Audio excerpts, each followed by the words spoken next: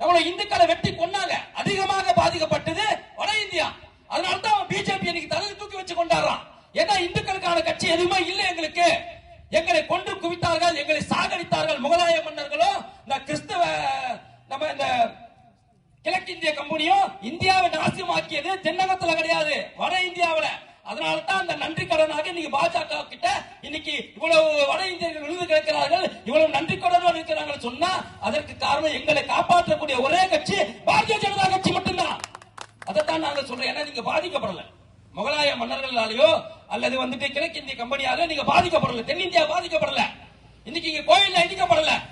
என்ன அப்போது நமது மன்னர்கள் வீரமாக இருந்தார்கள், சைவமாக இருந்தாலும் சரி வைணவமாக இருந்தாலும் சரி நமது மன்னர்கள் வீரமிக்கவராக இருந்தார்கள். துரத்தி அமிச்சாங்க, இங்க இருந்து ஒவ்வொரு முகலாய மன்னரும் துரத்தி அமிச்சாங்க. ஆனா அங்க நடக்கல, அங்க கொள்ளையடிக்கப்பட்டது, நமது சொத்துக்கள் கொள்ளையடிக்கப்பட்டது, ஆயிரக்கணக்கான கோவில்கள் இடிக்கப்பட்டது, நம்மளுடைய கோவில் சொத்துக்கள் எல்லாம் களவாடப்பட்டது. ஆனா இங்க அப்படி நடக்கல. அதனாலதான் இங்க யாருக்கும் அந்த கஷ்டம் தெரியல. அங்க தெரியுது வட இந்தியாவில் அவர்கள் எவ்வளவு கஷ்டப்பட்டார்கள் அவங்களுக்கு தெரியுது. அதனால அவர்களை காப்பாற்றக்கூடிய கட்சியாக பிஜேபி நினைக்கிறான். உனக்கு கஷ்டம் தெரியல, நீ சொகுசா இருந்துட்ட, எங்கள் மன்னர்கள் பட்டை எடுத்துக்கொண்டு நாமம் போட்டுக்கொண்டு உங்களை காப்பாற்றினார்கள், இங்க இருக்கக்கூடிய முகலாய மன்னர்கள் வேட்டி அடித்தார்கள், அதனால உனக்கு கஷ்டம் தெரியல. அதனால தான் இங்க திமுக பின்னாடி இன்னைக்கு இவ்வளவு கட்சிகளும் பணத்துக்காக ஊழலுக்காக எதுவும் கேள்வி கேட்காம இருக்கிறாங்க. கடைசியா அவங்க தோழமை கட்சிகளை தொட்டுட்டு போயிடலாம். நம்ம கட்டுங்களா? அண்ணா திருமாவளவன் இருக்கிறார். சமீபத்தில் ஒரு 4 நாளைக்கு முன்னாடி பேசினார். என்ன பேசினார் தெரியுமா? இந்த கோகுல்ராஜ் கொலை வழக்கு கேள்விப்பட்டிருப்பீங்க. கோகுலராஜ் கொலை வழக்குல யுவராஜ் என்பவர் கைது செய்து சிறையில் அடிச்சிட்டாங்க. அவர் பரோல்ல வெளியே வராரு. பரோல்ல வெளியே வரும்போது அவருக்கு தாரை தப்பட்டியோட மிகப்பெரிய ஒரு வரவேற்பு கொடுத்து, ஒரு என்ன சொல்றது, ஒரு சுதந்திர போராட்ட தியாகி போல ஒரு வரவேற்பு கொடுத்து வரவேற்றாங்க. அதுக்கு திருமாவளவன் சொல்றார், ஒரு இளைஞரை கழுத்து அறுப்பது ஆட்டை அறுப்பது போல அறுத்து போட்டு விட்டு ஜெயிலில் இருக்கும் ஒருவனுக்கு அவன் பரோல்ல வரும்போது இப்படிப்பட்ட வரவேற்பு ஒரு கேடா அப்படின்னு கோகுல்ராஜ் யுவராஜை பார்த்து கேட்கிறார். யாரு? திருமாவளவன் கேட்கிறார். அதே திருமாவளவனை நான் கேட்கிறேன், ஒரு நாட்டின் பிரதமரை குண்டு வைத்துக் கொண்டு குற்றவாளியாக இருந்து சிறையில் இருந்து வந்த பேரறிவாளனை உங்கள் முதலமைச்சர் கட்டிப்பிடித்து முத்தம் கொடுத்து வரவேற்றாரு. அப்ப பேரறிவாளன் என்ன தியாகியா? சுதந்திர போராட்ட தியாகியா பேரறிவாளன்? நாட்டுக்காக என்ன செஞ்சா? ஒரு பிரதமரை கொன்னான், அவனை மட்டும் கட்டி அடிச்சு வரவேற்கிற. இப்ப சமீபத்தில் கோயம்புத்தூர்ல என்ன நடந்துச்சு? 52 பேரை கொலை செய்த தீவிரவாதி பாட்சாவுடைய உடல் ஊர்வலம் தமிழக அரசின் அனுமதியோடு நடந்துச்சு. அப்ப ஏன் பேசல திருமாவளவன் அவர்களே? ஏன் பேசல? அவர் என்ன அல்லுமா தலைவர் பாட்சா என்ன சுதந்திர போராட்ட தியாகியா? இல்ல ராணுவ வீரரா? இல்ல மக்களை காப்பாற்றுவது எல்லோரும் துப்பாக்கியில சுட்டாரா? அப்ப அவனுக்கு இப்ப வரவேற்பு கேரா? இதை நீ கேட்டியா? இதை நீ கேட்டியா? நாங்கள் கோகுல்ராஜ் கொலை வழக்க நாங்க நல்லதுன்னு சொல்லல, தவறுதான். தவறு எங்கு நடந்தாலும் தவறுதான். ஆனால் ஒரு கூட்டணி கட்சியில் இருந்து கொண்டு ஒரு எம்பியாக இருந்து கொண்டு மக்களால் தேர்ந்தெடுக்கப்பட்ட ஒரு எம்பி என்ன பண்ணணும்? நீ அங்க தப்புன்னு சொன்னா இங்கேயும் தப்புன்னு சொல்லணும். நீ அது தப்புன்னு சொல்லிட்டு இது ரெண்டு கரெக்ட்னு சொன்னா சிறுபான்மை ஓட்டுக்காக பிச்சை எடுப்பவர்கள் பாஜகவினர் கிடையாது. சிறுபான்மை அதிகமாக இருக்கக்கூடிய கட்சி இந்தியாவிலே பாரதிய ஜனதா கட்சி என்பதை மறந்துவிடக் கூடாது. அது மட்டுமல்லாம நடிகர் விஜய், நீ கட்சி ஆரம்பிச்சுக்கோ, தொண்டனை சேர்த்துக்கோ, என்ன வேணா பண்ணிக்கோ. நீ பிஜேபியை தொட்டனா, திரும்ப சொல்ற கேட்டுங்க, பிஜேபி நீ 50 வருடமாக நடித்து 40 வருடமாக நடித்து மக்கள் உண்மையான அன்பு வச்சு நீ தலைவனானவன். ஆனால் தமிழகத்திற்கு வந்த 4 ஆண்டுகளில் லட்சம் மக்களின் காவலனாக அண்ணாமலை மாறிவிட்டார். செலிபிரிட்டி கிடையாது அவரு. தலைவா உன்ன மாதிரி ஒரு படம் நடிக்கல, அவர் சூப்பர் ஸ்டார் கிடையாது. எந்த நடிகைகளும் ட்வீட் பண்ணல, வீரவசனம் எல்லாம் பேசல.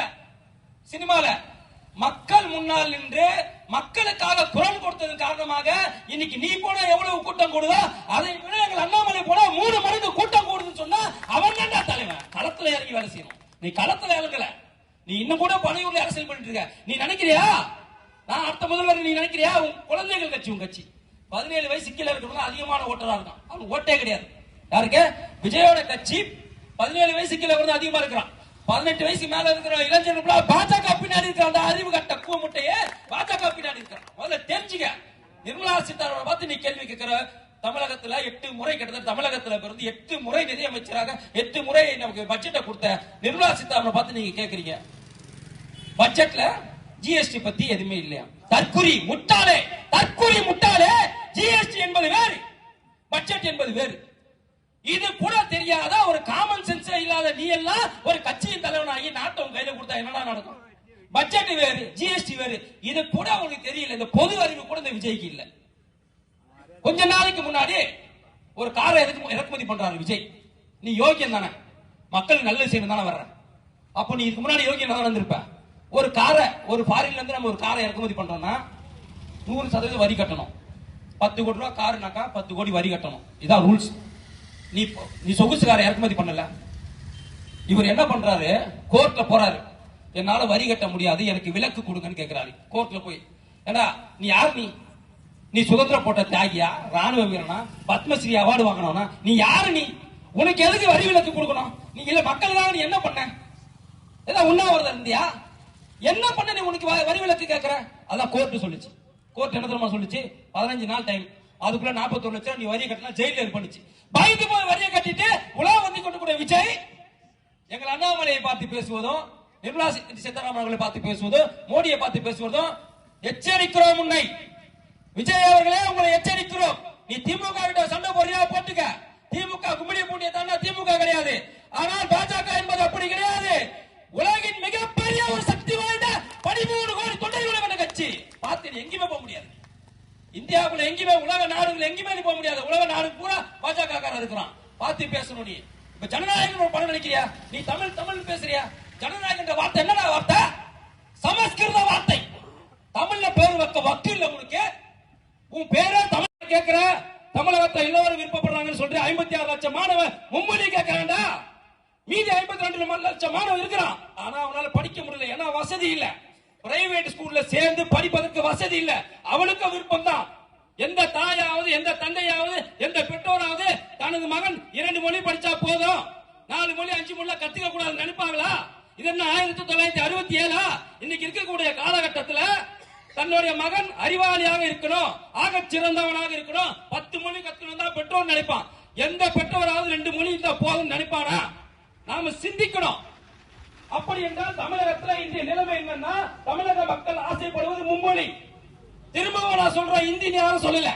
3வது மொழியாக உன்னுடைய தாய்மொழி தெலுங்காக இருக்கலாம். 3வது மொழியாக உன்னுடைய தாய்மொழி மலையாளமாக இருக்கலாம். ஏன்னா தமிழகத்துல இன்னைக்கு எல்லா மாநிலத்தை சார்ந்தவங்களும் வரான். அவனை போய் நீ தமிழ் ஆங்கிலம் மட்டும் படினா இப்படி? அவன் தாய்மொழி ஒண்ணு இருக்குல்ல, அதை அவன் படிக்க வேண்டாமா? ஏன் நீ இருக்கிறல்ல, முதல்வர் இருக்கார்ல, முதல்வரோட தாய்மொழி என்ன? தெலுங்கு. அப்ப உன்னோட தெலுங்கு மொழியை நீங்க படிக்க விட மாட்டேன்னு சொன்னா சிந்திக்கணும். நாம சிந்திக்க வேணும். இந்த மும்மொழி கொள்கை திட்டத்துல மிகப்பெரிய ஒரு கபட நாடகத்தை இந்த திமுக அரங்கேற்றி கொண்டிருக்கிறது. காரணம் பணம். அவர்களுக்கு வருமானம் வேண்டும். பிரைவேட் ஸ்கூல்ல மட்டும்தான் மும்மொழி, தனியார் அரசாங்க பள்ளியில் மும்மொழி கிடையாது. அரசாங்க பள்ளியில மும்மொழியை கொண்டு வந்து விட்டால் பிரைவேட் பள்ளியெல்லாம் மூட வேண்டியதுதான். அப்படி மூடி விட்டால் என்னவோ? வருமானம் கிடையாது. தெளிவாக நாம் புரிஞ்சுக்கணும். மக்களே தெளிவாக புரிந்து கொள்ள வேண்டும். இப்படிப்பட்ட ஒரு நாடகத்தை தான் திமுக அரசு இன்று அரங்கேற்றி கொண்டிருக்கிறது மும்மொழி கொள்கை விஷயத்துல. இரண்டாவது பாத்தீங்கன்னா, இந்த டாஸ்மாக் அண்ணெல்லாம் பேசினாங்க. இந்த டாஸ்மாக் ஊழல் என்பது 1000 கோடி கிடையாது. 1000 கோடின்னு சும்மா சொன்னாங்க, அவ்வளவுதான். இந்த டாஸ்மாக் என்ன நடக்குதுன்னா, கிட்டத்தட்ட ஒரு 14 கம்பெனிகள் வந்துட்டு இந்த டாஸ்மாக், அதாவது இந்தியாவிலேயே ஒன்று நாம் தெளிவாக புரிந்து கொள்ள வேண்டும். இங்க இருக்கிற திமுக உடன்பிறப்புகள், திமுக கூட்டணி கட்சிக்காரன் வீசிக்கு எல்லாம் சொல்லுவான், இங்க மட்டுமா சாராயம் விக்குது, உத்தரப்பிரதேசல விக்குது, குஜராத்ல விக்குது, மகாராஷ்டிரால விக்குது, ராஜஸ்தான்ல விக்குதுன்னு எல்லா இடத்துலயும் விக்குதுதான். நாங்க இல்லைன்னு சொல்லல. ஆனால் அரசாங்கம் நடத்தக்கூடிய மருத்துவ டாஸ்மாக் நிறுவனம் தமிழ்நாட்டில் மட்டும்தான் இருக்கு. இங்க மட்டும்தான் டாஸ்மாக் என்ற ஒரு நிறுவனம். டாஸ்மாக் நிறுவனம் யாரோட பாத்தீங்கன்னாக்கா தமிழக வாணிப கழகம். அந்த தமிழக வாணிப கழகம் தான் அதை யார் முதல்ல கொண்டு வந்து எம்ஜிஆர் கொண்டு வந்தார். அதன் பிறகு அது ஓரம் கட்டப்படுது. திரும்ப ஜெயலலிதா ஆட்சிக்கு வரும்போது அந்த தமிழ்நாடு வாணிப கழகத்தை பயன்படுத்தணும்னு சொல்லிட்டு அவங்க இந்த சாராயத்தை கொள்முதல் பண்ணி அரசாங்கமே விற்க ஆரம்பித்தது. அதுக்கு பிறகு வந்த கலைஞர் அதை அப்படியே ஏற்றுக்கொண்டார். இன்னைக்கு இந்த டாஸ்மாக் என்பது மிகப்பெரிய ஒரு பேசு பொருளாக மாற்றினது காரணம் யாரு? எங்கள் தலைவர் அண்ணாமலை அவர்கள். இன்னைக்கு சீமான் சொல்ற, நாங்க தானே போராடணும், நீங்க போராடணும். முட்டாள் பயல, முதல்ல அவனை புரிஞ்சுக்க. ஒரு ஊழல் என்றால் யாரு வேணாலும் போராடலாம். அது ஆளுங்கட்சியாக இருந்தாலும் சரி, ஆளுங்கட்சிக்கு துணைபவனாக இருந்தாலும் சரி, யார் வேண்டுமானாலும் போராடலாம். அப்ப இந்த 1000 கோடி ஊழல் என்பது என்ன? அப்படின்னு பாத்தீங்கன்னா இந்த டாஸ்மாக் நிறுவனம் என்ன பண்ணும்னா ஒரு டெண்டர் விடும். அந்த டெண்டர்ல சில அந்த மதுபான தொழிற்சாலைகளை டெண்டர் விடுவாங்க. அந்த மதுபான தொழிற்சாலை யாருன்னு பாத்தீங்கன்னாக்கா கனிமொழியோட இது டிஆர் பாலோட இவங்களோட தான், இவங்களுக்குள்ளேயே பரிமாறிப்பாங்க. இவங்க என்ன பண்ணுவாங்க, ஒரு டெண்டர் விடுவாங்க. எனக்கு 10,000 பாட்டில் வேணும், 10,000 மது பாட்டில் வேணும் அப்படின்னு டெண்டர் விடுவாங்க. இது மாதிரி ஒவ்வொரு டெண்டரும் ஒவ்வொரு ஃபேக்டரிக்கு போவோம். அப்ப 10,000 கேட்பாங்க. அந்த 10,000க்கு தேவையான எத்தனால் தான் தமிழக அரசு கொடுக்கும். அந்த கரும்புல தான் அந்த எத்தனால் தயாரிப்பாங்க. அப்ப இவன் என்ன பண்ணுவான், அந்த 10,000 பாட்டில கொடுத்துருவான். எது, இந்த 10,000 பாட்டில் நன்றாக புரிந்து கொள்ள வேண்டும். ஒரு குவார்டர் பாட்டிலோட விலை ஆரம்ப விலை 140 ரூபாய். ஆனா அதோட கொள்முதல் எவ்வளவு தெரியுமா, 28 ரூபாய் தான். 28 ரூபாய் மொத்தமா முடிஞ்சிருது. மீதி ஃபுல்லா டாக்ஸ், மீதி ஃபுல்லாவே டாக்ஸ். அந்த டாக்ஸ் ஒரு ரூபாய் கூட மத்திய அரசுக்கு போகாது, மொத்த பணமும் மாநில அரசுக்கு தான் வரும். 140 ரூபாய் 28 ரூபாய் தான் அந்த கம்பெனிக்காரருக்கு போகும். மீதி இருக்கக்கூடிய மொத்த பணமும் தமிழகத்துக்கு டாக்ஸ் ஆகுறது. அப்ப 10,000 பாட்டிலுக்கான டாக்ஸ் தான் இவன் என்ன பண்ணுவான், தமிழக அரசோட வருவாயா காட்டுவான். போன தடவை 42,000 கோடி காட்டினாங்க, இப்ப 63,000 கோடி. 42,000 கோடி போன வருஷம், இந்த வருஷம் 63,000 கோடினா தமிழகத்துல குடியாரனோட எண்ணிக்கை அதிகமாயிடுச்சு அர்த்தம். 42,000 கோடி எங்க இருக்கு, 63,000 கோடி எங்க இருக்கு. அப்ப கிட்டத்தட்ட 20,000 கோடி இன்க்ரீஸ் ஆயிருக்குன்னு சொன்னா தமிழகத்துல குடியாரர்களுடைய எண்ணிக்கை இங்க அதிகமாயிடுச்சுன்னு அர்த்தம். அப்ப அந்த 10,000 பாட்டில் இருக்கு இல்லையா, அவன் 10,000 பாட்டில தமிழக அரசு கணக்கில் காமிச்சிருவான். அந்த அது இல்லாம அந்த 10,000 பாட்டில் ஒரு 5,000 பாட்டில் அனுப்புவான். அதே நம்ம செந்தில் பாலாஜி கணக்கில் வரும். நம்ம சாராய அமைச்சர், மின்சாரத்துறை அமைச்சர் செந்தில் பாலாஜி, அனில் பாலாஜி கணக்கில் வரும். அந்த 5,000 பாட்டில் தனியா வரும். அந்த 5,000 பாட்டிலுக்கு டாக்ஸ் யாருக்கு போகாது, தமிழக அரசுக்கு போகாது. அந்த டாக்ஸ் யாருக்கு போகும், செந்தில் பாலாஜி மூலியமாக தமிழகத்தில் இருக்கக்கூடிய பினாமிகளுக்கும் முக ஸ்டாலின் குடும்பத்திற்கும் இப்படி போகும். நான் சொல்றது ஒரு கம்பெனில மட்டும் சொல்றேன். ஒரு கம்பெனில ஒரு 5,000 பாட்டில், குறைஞ்சபட்சமா 5,000 பாட்டில் சொல்றேன். அப்ப 14 கம்பெனி இருக்குன்னு சொன்னா 14 × 5,000 கணக்கு பண்ணிக்கங்க. அப்ப எவ்வளவு கோடி ரூபாய் இந்த குடும்பத்துக்கு போகுது பாருங்க. ஏன்னா அவங்க தெளிவா இருக்கிறான். நாம பண்ற இந்த முள்ளவாரி தனத்தால, முடிச்ச வைக்க தனத்தால நமக்கு கண்டிப்பா மக்கள் ஓட்டு போட மாட்டான். ஆனா நமக்கு பணம் வேணும். பணம் இருந்தால் பல்லை இழுத்திக் கொண்டு 1,000 2,000 கொடுத்தா ஓட்டு போறதுக்கு மக்கள் தயாரா இருக்காங்க அவங்க நினைப்பு. அதனால என்ன பண்றா, பணத்தை சேர்த்து வைக்கணும், பணத்தை சேர்த்து வைக்கணும். இந்த டாஸ்மாக் மூலமாக வாங்குறான். நான் என்ன கேட்கிறேன், உழைச்சி சம்பாதிங்கடா, அயோக்கிய பசங்களா, உழைச்சி சம்பாதிங்க. 10 ரூபாய் பிச்சை எடுக்கிறீங்க. ஒவ்வொரு டாஸ்மாக் கடையிலுமே கஷ்டப்பட்டு காலையில இருந்து சாயந்தரம் வரைக்கும் கஷ்டப்பட்டு உடல் வலிக்காக ஒருத்தன் போய் குவார்டர் குடிக்கிறான்னு சொன்னா அவன் கிட்ட போய் 10 ரூபாய் பிச்சை எடுக்கிறீங்களே, இது பிச்சைக்கார முதல்வராக நீங்கள் மாறிவிட்டீர்கள். ஞாபகம் வச்சுக்கிறீங்க, பிச்சை எடுக்கிறீங்க நீங்க. அவங்க கிட்ட அவன் கொடுக்க மாட்டான்னு சொன்னா கூட குர்ஆன் கேக்குறீங்க, பிச்சையே மிரட்டி கேக்குறீங்க நீங்க. ஒவ்வொரு டாஸ்மாக்ல 10 ரூபாயை மிரட்டி கேட்கறான். அவன் கொடுக்க மாட்டேன்னு சொன்னா, அவன் குடியார வந்து கலட்டா பண்றான்னு சொன்னா அவன் மேல ஒரு புகார் கொடுக்கறான். அதையும் காவல்துறை என்ன பண்ணுது, அவன் குடிச்சிட்டு கலட்டா, அவன் வந்து நியாயத்தை தட்டி கேட்கறான். என்னன்னு, அவன் குடியாரா என்ன, நீ 10 ரூபாய் நீ அநியாயத்துக்கு தானே விற்கிற. அந்த 10 ரூபாய் ஒரு குவார்டருக்கு 10 ரூபாய்னா ஒரு கடையில ஒரு நாளைக்கு 500 குவார்டர், நான் குறைஞ்சபட்சமா சொல்றேன் 500 குவார்டர். அப்போ கிட்டத்தட்ட 5,000 கடை இருக்கு, 4,900 கடை இருக்கு, கணக்கு பண்ணிக்கங்க. அப்போ ஒரு நாளைக்கு மட்டுமே 25 கோடி ரூபாய். எவ்வளவு, ஒரு நாளைக்கு 25 கோடி ரூபாய். 10 நாளைக்கு 250 கோடி ரூபாய், 100 நாளைக்கு 2,500 கோடி ரூபாய். அப்போ ஒரு வருஷத்துக்கு கிட்டத்தட்ட 8,500 கோடி ரூபாவை கணக்குல வராம நல்லா ஞாபகம் வச்சுங்க. இந்த 10 ரூபாய் உங்களுக்கு சின்ன விஷயமா தெரியும், நீங்க கொடுக்குற 10 ரூபாய் சின்ன விஷயமா தெரியும். ஆனா இந்த 10 ரூபாய் ஒரு வருஷத்துக்கு 8,500 கோடி ரூபாய் கலைஞருடைய, திமுகவுடைய, ஸ்டாலினுடைய குடும்பத்துக்கு போகுது. எவன் அப்பா வீட்டு காசு போகுது. இப்படி பிச்சை எடுத்து நம்ம கிட்டே பிச்சை எடுத்து காசை வாங்கிட்டு 10 ரூபாயை மிரட்டி கேட்கறான். அவன் கொடுக்க மாட்டேன்னு சொன்னா, அவன் குடியார வந்து கலட்டா பண்றான்னு சொன்னா அவன் மேல ஒரு புகார் கொடுக்கறான். அதையும் காவல்துறை என்ன பண்ணுது, அவன் குடிச்சிட்டு கலட்டா, அவன் வந்து நியாயத்தை தட்டி கேட்கறான். என்னன்னு, அவன் குடியாரா என்ன, நீ 10 ரூபாய் நீ அநியாயத்துக்கு தானே விற்கிற.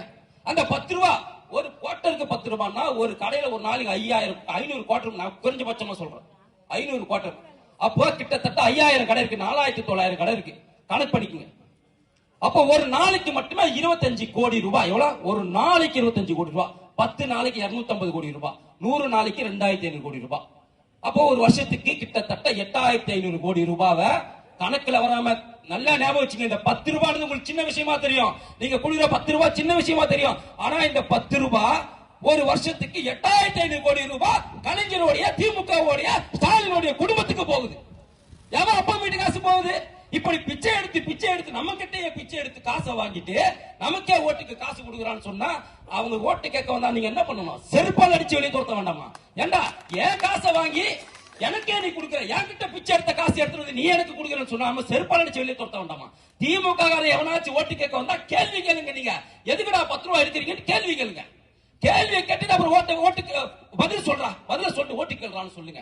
நீங்கள் தான் விழித்துக் கொள்ள வேண்டும், மக்கள் விழித்துக் கொள்ள வேண்டும். பாஜக காரன் என்னைக்கு விழித்துக் கொண்டான்? தமிழகத்தில் இருக்கக்கூடிய அனைத்து மக்களுக்கும் நான் ஒரே ஒரு கேள்வி கேட்கிறேன். இந்த ஆட்சியில ஊழல் நடக்கலையா? இந்த ஆட்சியில சட்டம் ஒழுங்கு சீர்கேடு இல்லையா?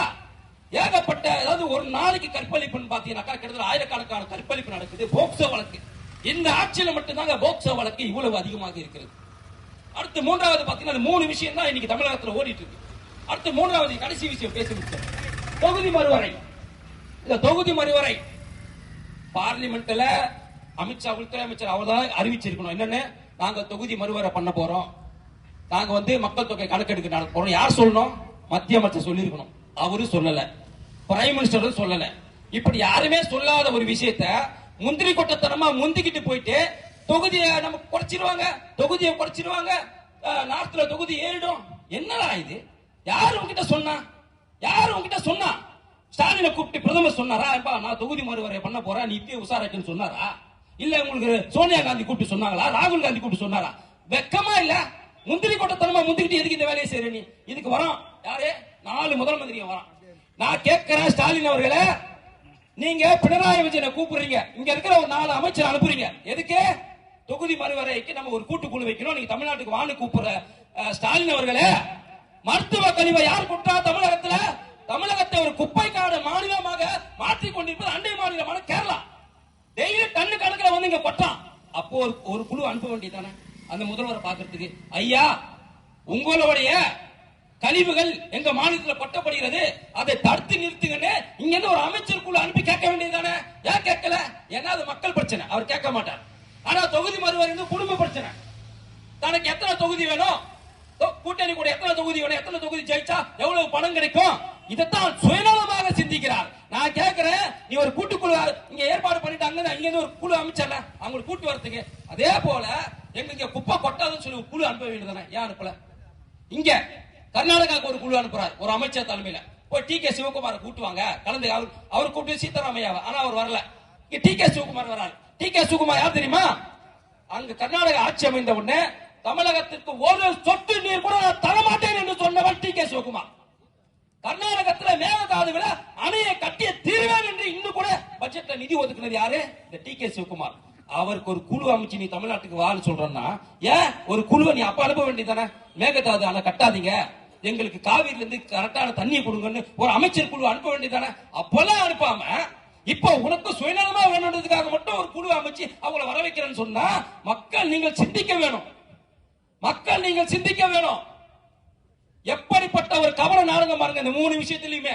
புதிய கல்விக் கொள்கை, டாஸ்மார்க், இந்த தொகுதி மறுவரை, இன்னைக்கு தமிழகத்தை சுற்றி கொண்டிருக்கக்கூடிய இந்த 3 விஷயத்திலுமே ஒரு கவன நாடகத்தை இந்த முந்திரி கொட்ட முதல்வர் அவர்கள் அரங்கேற்றிக் கொண்டிருக்கிறார். நாம் அதை சிந்திக்கணும். எவ்வளவு பெரிய நாடகம் பாருங்க. அதாவது எங்க தலைவர் சொல்லுவார், அண்ணா என்பவர் 1967 இந்த இந்தி திணிப்பு என்ற ஒரு விஷயத்தை வைத்துக் கொண்டு ஆட்சியை பிடித்தார். ஆனால் எங்கள் அண்ணாமலை என்பவர் இதே இந்தியை வைத்து தமிழகத்தில் திராவிட முன்னேற்ற கழக ஆட்சியை அகற்றிவிட்டு பாஜக தலைமையிலான தேசிய ஜனநாயக கூட்டணி ஆட்சியை வர வைப்பார். இதே இந்தி விஷயத்துல. ஏன்னா அவர் சொன்னது 1 கோடி கையெழுத்து சொன்னது ஏப்ரல் 31. ஆனா இன்னைக்கு தேதியை மாத்திட்டாரு.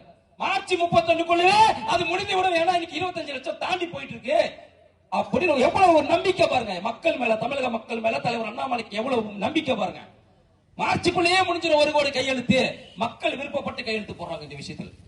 அப்போ இந்த தொகுதி மறுவரை போது நான் கேட்கிற ஸ்டாலின் அவர்களே, இப்ப தாம்பரம் மாநகராட்சி இருக்குல்ல, அதுக்கு முன்னாடி நகராட்சி ஒரு 5 நகராட்சி சேர்ந்தது ஒரு மாநகராட்சி இப்ப மாத்தினாங்க. எதுக்கு மாத்தின? ஒரு நகராட்சி 40 கவுன்சிலர் இருந்தான். நான் கேட்கிறேன், இப்ப உனக்கு இங்க நீ தமிழ்நாட்டில் தொகுதி குறைஞ்சிரும் தானே இந்த கூட்டுக்குழு நீ நடத்துற. மத்திய அரசு தொகுதியை குறைச்சிருவாங்க, அங்க அதிகமாயிடும், இங்க குறைச்சிருவாங்க தான் நீ நடத்துற. ஆனா மத்திய அரசு என்ன சொல்லும்? சப்போஸ் வந்தா என்ன சொல்லும்? அதிகமான எம்பிங்க இருந்தா என்ன ஆகும்? குறைஞ்ச மக்களுக்கு அதிகமான எம்பி இருந்தா நல்லது தானே. அதுதானே நீ தாம்பரம் மாநகராட்சியில பண்ண. தாம்பரத்தை மாநகராட்சி ஆக்கும் போது இது தெரியலையா உனக்கு? 40 கவுன்சிலர் இருந்தா ஒரு நகராட்சிக்கு. அப்ப கிட்டத்தட்ட 5 நகராட்சி 200 கவுன்சிலர் இருந்தான். அந்த 200 கவுன்சிலர் நீங்க 70 கவுன்சிலரா நீ மாத்திட்டியே. 4000 ஓட்டுக்கு ஒரு கவுன்சிலர் இருந்தா நீ 15000 ஓட்டுக்கு ஒரு கவுன்சிலரா மாத்திட்டியே. அப்ப யாரை கேட்டு மாத்துற? நீ யாரை கேட்டு மாத்துற? மக்கள் சிந்திக்கணும். இப்ப மத்திய அரசு பண்ணா மட்டும் கேள்வி கேட்கிற, எல்லா மாநில முதல்வருக்கும் கடிதம் எழுதுற. அப்ப யாரை கேட்டு தாம்பரம் மாநகராட்சி நீ மாநகராட்சி அறிவிச்ச? அங்க இருக்கக்கூடிய நகராட்சி நீ கேட்க வேண்டியதானே. நகராட்சி மக்களை கேட்டியா? நீங்க அவசரப்படுறான் மக்கள். நகராட்சி இருக்கும் போதே நல்லா இருந்தது, மாநகராட்சி கெட்டு குட்டிச்சவரா போயிடுச்சு. நீங்க மக்கள் அவசரப்படுறான். அப்ப யாரை கேட்டு நீ மாத்தின? தமிழகத்துல நீ மாத்தினா மட்டும் அது நல்லது, மத்திய அரசு மாத்தினா மட்டும் கூட்டுக்குழு முடிவியா? மக்கள் நாம சின்ன எவ்வளவு பொய் பாருங்க. ஒவ்வொரு விஷயத்திலையும் இவர் ஸ்டாலின் அவர்கள் பேசுவது எவ்வளவு பொய் பாருங்க. அதே போலதான் இந்த தொகுதி மறுவரையில மொத்தம் 32 மாவட்டம் இருக்கு நமக்கு. இந்த 32 மாவட்டத்துக்கு முதல்ல 32 மாவட்ட செயலர் தான் நீ வச்சிருந்த. ஸ்டாலின் அவர்கள் 32 மாவட்ட செயலர், இன்னைக்கு 72 மாவட்ட செயலர் எதுக்கு நீ மாத்தின? அப்ப